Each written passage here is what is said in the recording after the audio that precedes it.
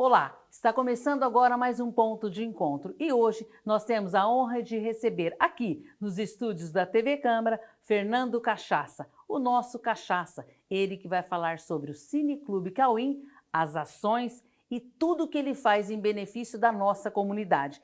É isso, né, Cachaça? Podemos falar assim um pouquinho do Cineclube Cauim? Claro, Jane.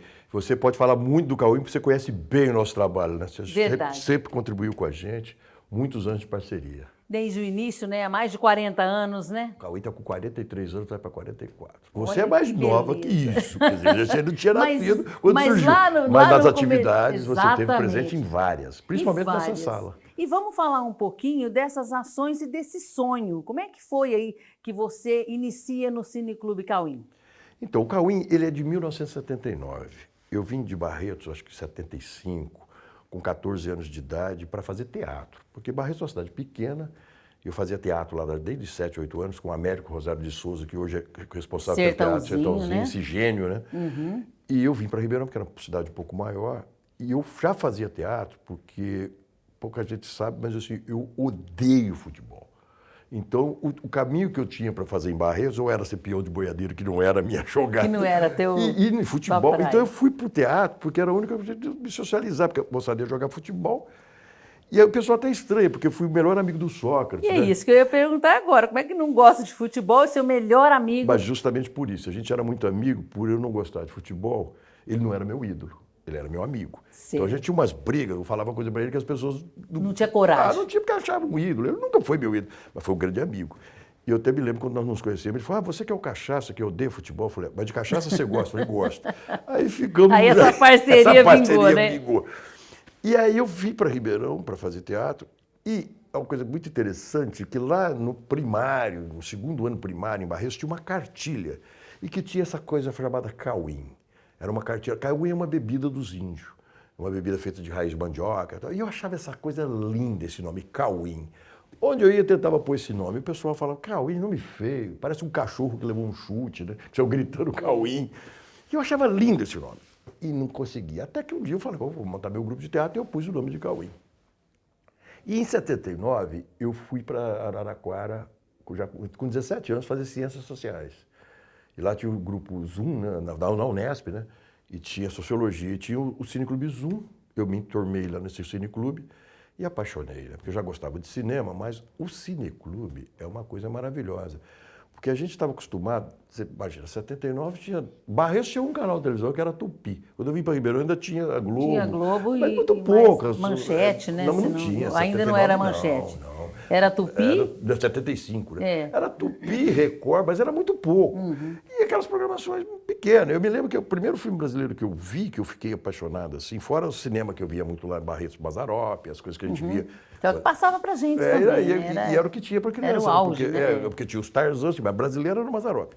Não tinha nem os Trapalhões ainda. Aí, eu me lembro que eu vi na televisão, numa sessão de sábado, que se chamava Sessão Comédia, na Tupi, e passou um filme O Grande Momento, que não era nada de comédia, com o Guarnieri, que era do Roberto Santos, que depois foi o cara que me levou para o cinema. Então a paixão por Cineclube veio nisso, você passar filme nas escolas, porque na verdade, hoje é fácil você falar, eu tenho filme, porque tem o videocassete que nem existe mais, o DVD. A facilidade da Não internet hoje é não outra, tinha né? nada, já. Não, mas não era internet, não tinha o videocassete que depois virou DVD.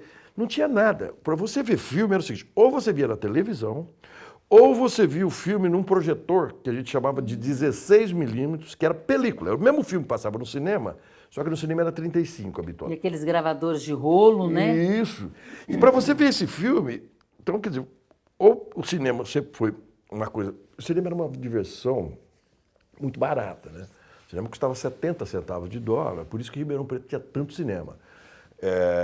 E era a diversão mais barata, não tinha o videocassete, não tinha nada disso, as pessoas iam ver filmes no cinema. Mas se você quisesse ver um filme diferente, um filme francês, um filme alemão, você tinha que correr para o Cineclube. Porque não tinha onde achar. Não tinha. Como não tinha locadora de vídeo, porque não tinha vídeo, a gente passava esses filmes. Então você ia, por exemplo, no Goethe, Instituto Goethe, pegava ciclo de cinema alemão e levava na USP, Cineclube da USP, Cineclube da Barão de Mauá. Todas essas faculdades tinham um cineclube. Além das igrejas, que tinha muito projetor de cinema também. Otoniel Mota, eu lembro que tinha um projetor Imenso, né? lindão lá. E esse projetor você tinha que carregar nas costas. Para passar um filme, você tinha que escurecer as telas inteirinha. Se no meio do filme caiu um pano lá, as telas sumiam, você tinha que ir lá colocar. Então era uma aventura. E a gente saía, passando esses filmes na cidade. Até que apareceu a possibilidade em São Paulo, de uns amigos cineclubistas, de alugar, na rua 13 de Maio, uma padaria lá e transformar num cineminha, que era o Cineclube Bexiga. Aquilo foi uma novidade, era a primeira vez que o cinema tinha, que era o cinema de arte, tinha uma sala.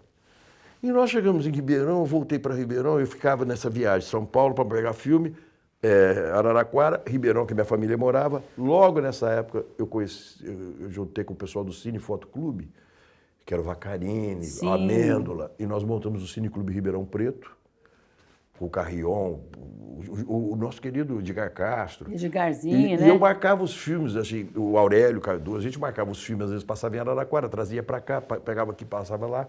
E nessa época, com esse Cineclube Bexiga, eu falei, pô, nós podemos arrumar um cinema aqui também. E a gente tinha lá em Araraquara um costume de a gente alugava um dia na semana do cinema comercial, o dia mais fraco deles, e passava uma sessão. E começamos a fazer isso aqui em Ribeirão também. Então passava no Cine. Aqui a gente usava muito o Bristol. O Bristol que é onde? Que é onde é o Cauim hoje. Mas tinha, hoje. Na época, tinha o Mirage, que depois virou Cauim. O da Vila Tibério, não, que era o Vitorinha lá, não, né? Nem tinha. Não, tinha o Vitória, tinha o Vitorinha, né? Depois o Vitória virou o depósito de filmes. A gente ia buscar filme lá. Isso mesmo. Aí passava esses filmes, a gente alugava uma semana. O Wilton cedia pra gente um cinema. Isso. E Grande Hilton, né? Grande, nosso parceiro até hoje. Grande Hilton. E nessa época, o Cine Mirage, que era da família Pupo, que até pouco tempo atrás foi o Ribeirão em Cena, na Lafayette 1084, estava com uma certa dificuldade, o Varley falou, se você quiser tocar lá sexta e sábado e domingo à tarde, nós começamos assim.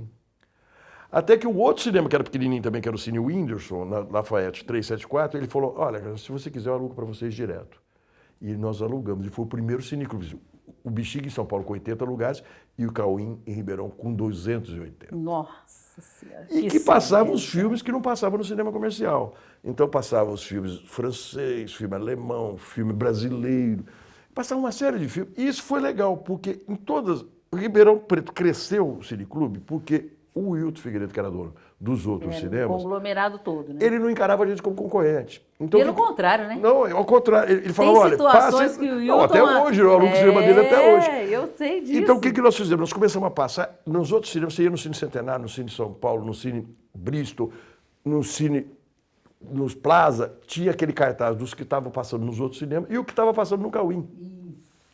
Às vezes eu ia lá marcar um filme, a distribuidora falava, não, esse filme eu vou passar primeiro em Ribeirão, no cinema comercial, uns filmes brasileiros, assim, aquele cara queria lançar. Eu ligava pro pessoal do Wilton, vocês vão passar? Não, então me libera. O cara ligava, não vou passar, pode passar no Cauim. E aí o Cauim foi criando uma tradição que outras cidades não conseguiram fazer. Então, hoje, até hoje, isso foi em 79, depois nós ficamos naquela sala uns 14 anos. Aí quando veio o Collor, ele deu uma mudança cultural muito grande, porque ele fechou a Embrafilme, ele fechou. E não foi o fechamento dessas distribuidoras que fizeram com que a gente fechasse. O que aconteceu era o seguinte, é uma coisa que pouca gente sabe. Cinema é negócio, é comércio. Então o cara vai fazer, ele vai trazer o Tubarão. Ele traz o Tubarão e junto ele traz lá uns 3, 4 filmes franceses que veio no pacote. E aí a gente alugava exatamente esses filmes. Quando o Collor desobriga, fecha o Concine, desobriga essas leis, eles não traziam esses filmes. Então o Cauim ficou sem filme. Nós ficamos completamente sem filme. Aí para passar o mesmo filme que o cinema comercial não fazia sentido. Então nós paramos... Até porque nunca foi uma concorrência. Não, né, é importante falarmos isso. E aí começa a surgir o quê? O DVD. Então as locadoras, você queria ver um filme do Bergman, tinha lá. Quer dizer, não tinha mais o cinema, mas tinha essas locadoras, essas coisas. E nisso o Cauim já tinha crescido muito e já não era só mais cineclube. Aí nós montamos aqui na Vila Virgínia a agência cultural com o nosso querido Tony, lembra? Isso, claro. O Wilson Tony, que era o Banco Ribeirão cedia, passava as leis de incentivo para a gente e a gente fazia lá curso de música, teatro, dança. Houve uma mudança também. De foco completamente. Deve-se muito o Cineclube Cauim a sua iniciativa também, né, Cachaça? A gente tem que falar isso, porque explicar. eu ficava o dia inteiro lá, né? Mas você assim, vibrava, você lutava, você ia de porta em porta, coisa que nós vamos falar aqui da casa também, dos vereadores, onde você traz esse panfleto explicativo, falando, Jane, eu tenho muitas memórias boas, eu tenho muitos amigos, muitos parceiros, a casa me ajuda também, os vereadores, né? Mas foi uma vida inteira de luta e que você sempre esteve à frente, né, Cachaça? Então, Gê, porque na verdade eu tive a primeira produtora de vídeo que teve no interior do estado. Era eu e o Luiz Eduardo Garcia, que era Tec Imagem Cauim. Exatamente. Lembra? Que era o que a gente sustentava. Todo o pessoal do Cauim trabalhava na Tec, como fazia direção, produção. E a gente fazia muito comercial, vídeo empresa. Era único, né? Era a única que tinha, não tinha nem em Campinas. E nessa época, o que acontece? Como o Cauim é uma ONG, não existia ONG, como é que era? Entidade cultural sem fila lucrativa. Sem fins lucrativos. Aí que nós criamos, aí depois que veio esse negócio de organização não governamental. E aí, para você fazer qualquer outro tipo de coisa, você, por exemplo, não tinha emenda parlamentar, não tinha essas coisas. Então você conseguia, a Câmara Municipal era ali no centro, né? E eu me lembro muito, porque ali, eu morava ali do lado. Tudo quanto é viagem que a gente ia fazer, vai ter um encontro nacional de cineclubes. Aí a gente ia lá e passava aquela lista. Eu me lembro. Quem podia colaborar, né? E era assim, olha, eu fico lembrando, era às vezes. Um chapéuzinho eu me lembro, né? olha, era o Pedro Azevedo Marques, Cícero Gomes. Era uma turma. Eu achei que a gente chegava lá e falava, veio o pessoal do Cauim. Vem, né, pessoal, de novo. Aí ia lá na plenária, olha, gente, o Cauim está fazendo uma vaquinha para mandar o pessoal para Curitiba. E sempre mostrando a cultura de Ribeirão Preto, né? Porque É importante frisarmos isso. E o mais importante, você sempre teve, né? Mas o mais legal é porque quando nós começamos a trabalhar com as outras áreas, que foi teatro, que já era a minha área inicial, música, culinária até nós alugamos o Templo da Cidadania, lembra? É isso que eu queria falar nessa passagem do Templo então, da foi Cidadania. Na época que nós ficamos sem cinema. Tinha também o Leopoldo, que ajudou muito também. O Leopoldo, ele veio para Ribeirão fazer cursinho universitário e na época o Gilberto Abreu, que era professor dele, me falou, olha, tem um menino aqui que vai largar o cursinho por falta de dinheiro. E o Cauim era aqui na Lafayette 374, tinha um apartamento. O Leopoldinho foi morar lá. Quando acabou o cinema, ele foi para fazer cinema em São Paulo e nós montamos o Templo da Cidadania. O Templo da Cidadania era uma casa de 3.000 metros quadrados, que tinha um circo, que tinha teatro, dança. Lá surgiu o Ribeirão em Cena, lá surgiu o Kabuki, os primeiros encontros para a Feira do Livro eram lá, porque era uma casa imensa e tinha tudo lá. O espaço estava ali, né, para vocês, ali. Né? A gente gravava programas de televisão lá. Isso, era tudo ali, era tudo feito ali. Porque não tinha o cinema, né? Tinha acabado o cinema. E um local privilegiado também, era na né? Conde Afonso Celso, hoje é uma escola lá. Diga-se de passagem. E nós ficamos lá uns 20 anos. E nessa época, o que acontece? Quando o Fernando Henrique ele assume o governo, ele resolve fazer uma coisa que era assim, retomar a produção no Brasil. Fazia muitos anos que não produzia filme no Brasil, foi uns 3, 4 anos. E ele incentiva isso, Não, né? E foi com a Carla Camurati, né? Que foi a retomada. A Carla fez o Carlota Joaquina, uns 3, 4 filmes naquele ano. E aí a difusão ficou fora, que era o Cineclube, essas coisas. Quando o Lula entrou, o Gilberto Gil assumiu, e o Leopoldo, nosso Leopoldo, que felizmente faleceu ano retrasado, estava lá com o Gilberto Gil. O Gilberto Gil falou, eu quero voltar ao cinema, Cineclube. Porque o Gilberto Gil e o Caetano Veloso, eles vieram do Cineclube da Bahia. O mesmo Cineclube que deu origem ao Glauber Rocha, esse pessoal todo. E eles sabiam que o Cineclube era muito importante para formar não só para formar público, né? Para formar músico. Incentivar essa juventude. Porque o cinema, né? olha só que loucura. No cinema você reúne todas as artes. Exatamente. Então lá tem o compositor, tem o músico, tem o ator, tem o roteirista. E isso, quer dizer, é a arte que reúne tudo. Tem a fotografia, tem tudo. Tem o som, pintura, tem a imagem. Tem tudo. E no né? cinema é que une. Então o Cineclube, o Gil sabia dessa importância. E o mais importante, que foi o que deu o toque pra gente, é que, por exemplo, precisava de uma sala de cinema. As salas de cinema, acontece uma coisa que as pessoas não sabem. As pessoas falam, o cinema fechou, muito do cinema fechou porque os donos abandonaram. Não, não é. O cinema é negócio. O cinema no centro aqui em Ribeirão, o menor cinema da rede de cinema era o Bristol, que tem 1.000 lugares. Aí tinha o Cine Centenário, tinha 1.200, o Pedro II. Aí tinha o São Jorge, que era 1.800, eram umas coisas absurdas, porque era uma diversão muito barata, custava 70 centavos de dólar, as pessoas iam no cinema que tinha 4 sessões por dia, não tinha televisão, tinha pouca coisa. Pra você ter uma ideia, o cinema em Ribeirão era assim, ó, o Cine Centenário era na porta era em frente ao ponto de ônibus, então ele era o último a acabar a sessão. O São Paulo, eles iam acabando um pouquinho antes, para dar tempo do pessoal chegar para pegar o ônibus e não tumultuar. Só que é o seguinte... Era tudo pensado também, tudo pensado nisso. O centro era voltado para o cinema. Você vê que as grandes cidades, no Rio, São Paulo, era Tudo Cinelândia, né? O centro mesmo. chamava Cinelândia por causa dos cinemas. Exatamente. Então, olha só que loucura. As pessoas iam para o cinema como se fosse uma novela. Como tinha 6, 7 cinemas em Ribeirão, as pessoas que iam no cinema, cada dia iam num cinema, é onde as pessoas namoravam. As pessoas cada dia era um iam no momento de lazer deles barato. barato. O que acontece? Chega uma hora que as pessoas não sabem assim. O cinema, quando ele chegava, por exemplo, você vai trazer um filme, como eu citei o Tubarão, o Rambo, esse filme era lançado nos Estados Unidos, ele passava por lá, quando acabava o tempo dele lá, as cópias estavam intactas, porque eram muitas cópias, muito mais cinema que nos outros países. Eles mandavam esse filme para o Brasil, esse filme você legendava ou dublava e passava. E para você fazer um filme no Brasil, você tinha que pegar o negativo, que era importado, pagava um imposto. O filme virgem era caro e o filme americano era barato. Isso é uma briga imensa. O pessoal não tem que fazer as cópias no Brasil. As distribuidoras norte-americanas não ligaram. Falaram, tudo bem, quantas cópias a gente pode trazer para o Brasil? De 2.000, 50, 100 de cada filme. Está ótimo. Então, esse filme que passava aqui, em Sertãozinho, em Brodowski, todo quanto é lugar, ele passou, o cara falou, vai fazer o seguinte, nós vamos lançar primeiro em Ribeirão, porque eles não vão fazer mais cópia. Depois vai para Sertãozinho. Só que o cara de Sertãozinho vinha ver aqui. O cinema de Sertãozinho começou a fechar. E era uma lei que era para favorecer a produção do cinema brasileiro, por quê? Como ia usar o Laboratório do Brasil, o recurso ia ficar para fazer. E o recurso ia ficar para a gente fazer filme. Mas não foi isso que aconteceu. Foi também, aconteceu de ter filmagem. Mas aí o que acontece? O cinema também era muito grande. E você pega um banco, tá muito mais dinheiro que o cinema. O cinema funciona 4 sessões por dia, a partir das 14 horas. Com exceção do Cauim, que não é um cinema comercial, que começa às 7 da manhã por causa das escolas. Esse cinema foi fechando. Porque o shopping... O custo ficou muito alto. Ficou alto, o shopping veio, precisando de levar público para lá, fizeram uns bons negócios com os donos de cinema. E essa sala grande, o cara ele tá aqui para ganhar dinheiro. Ociosa, né? Ele falou, peraí, eu posso montar um supermercado, eu posso montar uma igreja, eu posso montar um cinema, um banco.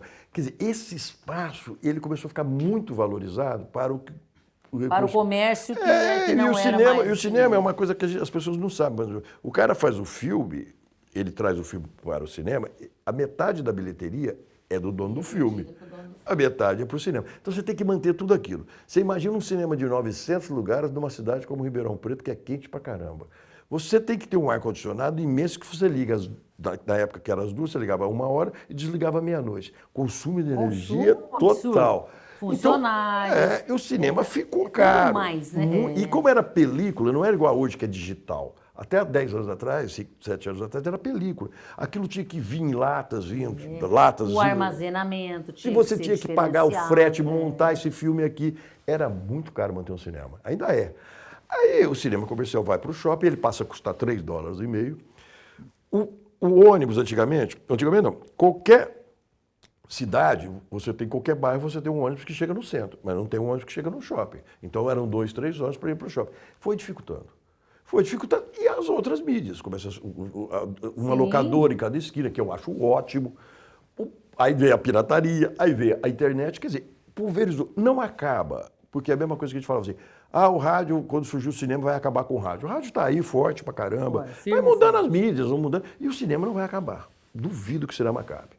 Ao contrário, já está surgindo sala de cinema pra caramba. Acabou a pandemia. Eu acho que está voltando. Eu acho que hoje nós vivemos num momento propício para o cinema. Propício para o cinema. Porque está voltando essas origens, não é, Cachaça? E está barateando, porque, por exemplo, hoje é digital, as cópias você já manda por satélite, já ficou muito mais barato. Facilitando, muito. Né?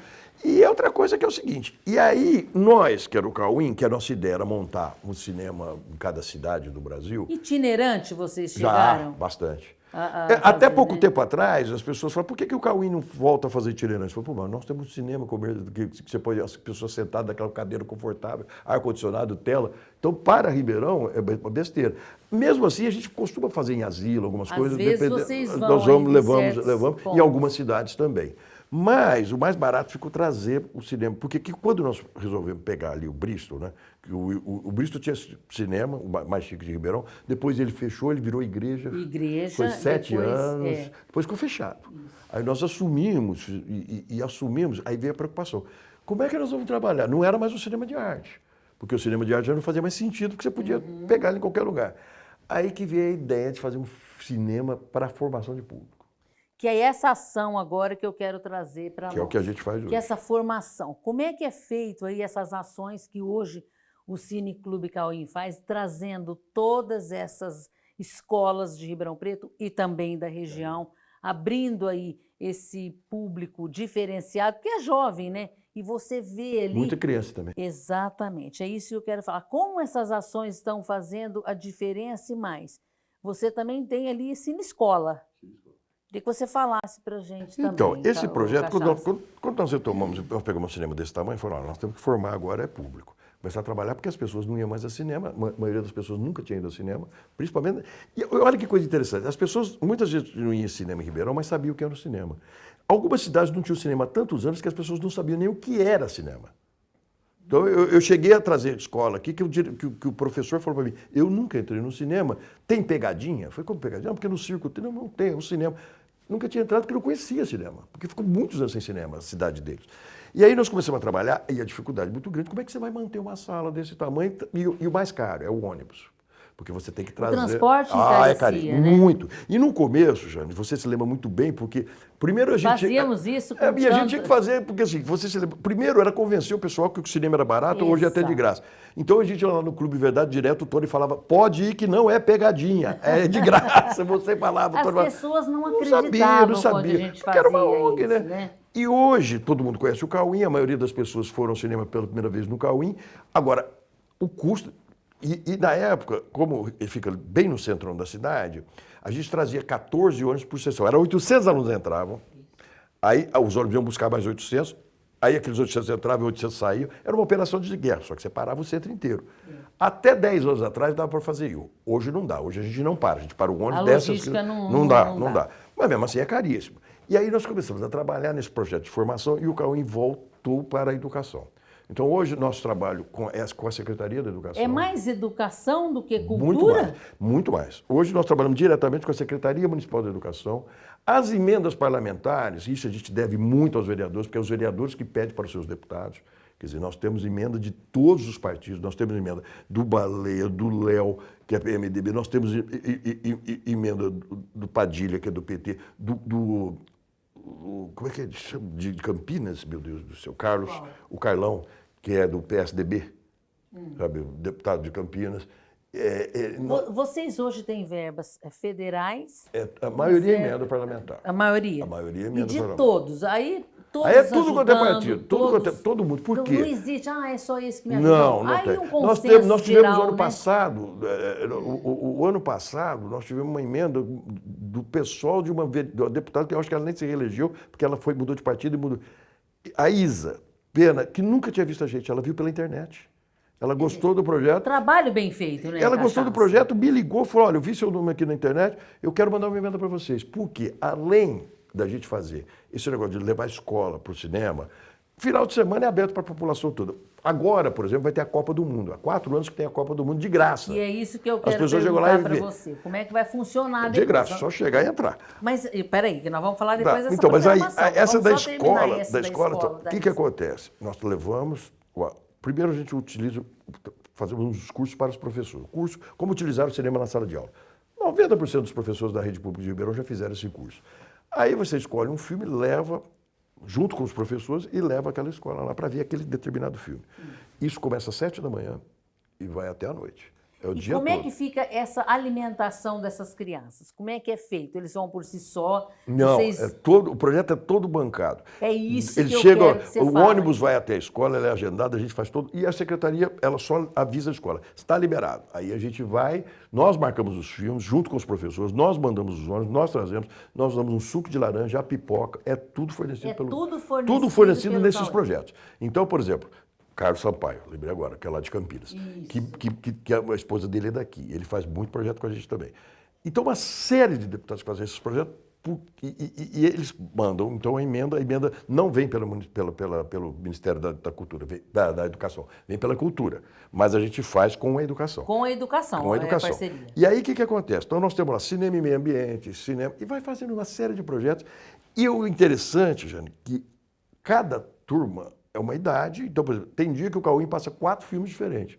Porque tem uma turma que chega de manhãzinha, que está de 7 a 12 anos, o outro de 12 a 14. E cada turma é um filme. Entendi. Porque Vocês selecionam de seleciona de acordo com a idade, com o que está sendo da escola estudado. levando. Ah, não, eu estou estudando história, em história nós estamos estudando isso. Vamos passar o que está estudando em história. Há toda uma programação junto Toda com uma a programação. educação para trazer aí para essa garotada. Exatamente. É isso. Tudo muito bem estudado. Às vezes você recebe um telefonema, o professor fala, olha, eu estou fazendo um curso aqui de uma matéria e tal, e tá muito difícil. Você tem algum filme relacionado? Nós vamos pesquisar. Ó, achamos tal filme, então vamos trazer tal filme, tem a palestra sobre tal filme. E tem projetos que tem a palestra todo filme. Tem um filme, tem 15 minutos de palestra antes ou depois.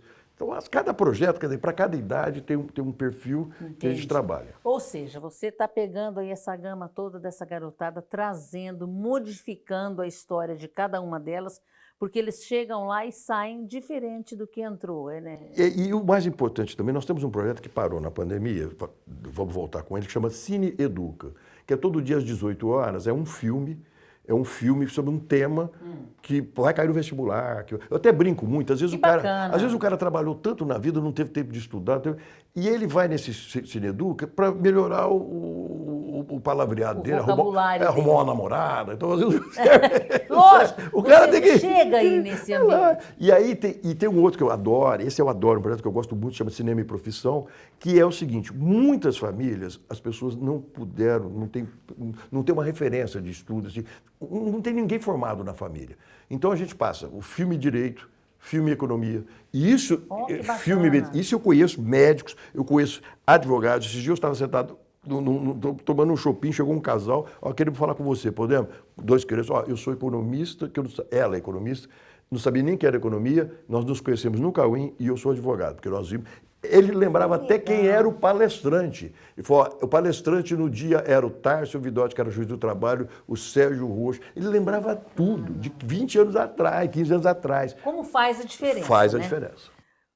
Cachaça, nosso tempo está quase acabando, mas eu não posso deixar de falar de uma grande atriz que nós temos. Podemos falar que é de Ribeirão, né? É de Ribeirão, que a do gente, Cauim. Não é? É isso, cria sua. Queria que você falasse rapidamente dela. Ela ganhou um prêmio, inclusive. A Débora do Boc.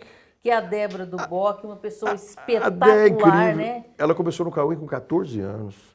Ela é filha do Nilton Mendes Garcia e da professora Elisa do Boc, que é o nome da escola. Exato. Ela começou no Cauim com 14 anos de idade. Ela é hoje a atriz mais premiada de teatro que tem no Brasil. Exato. Ontem ganhou um prêmio no Festival de Cinema de Santos. Ontem me mandou o troféu lá. Parabéns, ele é viu? muito. Parabéns. E ela está no Cauim, é a pessoa que defende o Cauim direto, é casada com o cineasta Tony Venturi. Isso. E é nossa do Cauim, é cria do Cauim e cria de Ribeirão, não né? Não podíamos deixar de falar, né? E Ribeirão hoje tem, quer dizer, isso é muito importante, né? Forma muita gente. O Cauim tem muito. E tem pessoas que vieram, foram adotadas pelo Cauim, né? O Sócrates, o Sérgio Ferreira, que era considerado o maior cientista do mundo, um dos maiores. Os amigos que ficaram, né? O Paulo César Pereira, que é um ator que está com a gente, Chico Dias. O Cauim foi crescendo, né? Que é 43 anos, né? É muita história, muito né? tempo. Bom, nós vamos trazê-lo novamente aqui. Todo lado, só me chamar. Eu tenho certeza disso. Quero agradecer, eu sei que você está com grandes projetos aí. Não podemos falar agora porque é uma surpresa e para Ribeirão também ganhando. Voltando eu te falo. E eu tenho certeza que na volta a gente traz você novamente aqui e vamos falar desse projeto maravilhoso que você está indo aí para o Rio de Janeiro. É isso? Volto e o primeiro lugar que eu vou contar é aqui. Muitíssimo obrigado pela sua presença no nosso ponto de encontro e conte com a TV Câmara sempre. Vou contar, minha querida, não tenha dúvida. Já tô voltando. Semana Se que vem Deus eu já passo quiser. aqui. E eu quero essa novidade boa para Ah, isso eu Ribeirão, te hein? trago. Te juro que vai ser o primeiro lugar que eu vou falar aqui. Amém. Bem, olha só que delícia, papo muito descontraído com o Cachaça, o tempo passou rapidinho, a gente vai encerrando mais um ponto de encontro, mas eu espero vocês a semana que vem. Até lá!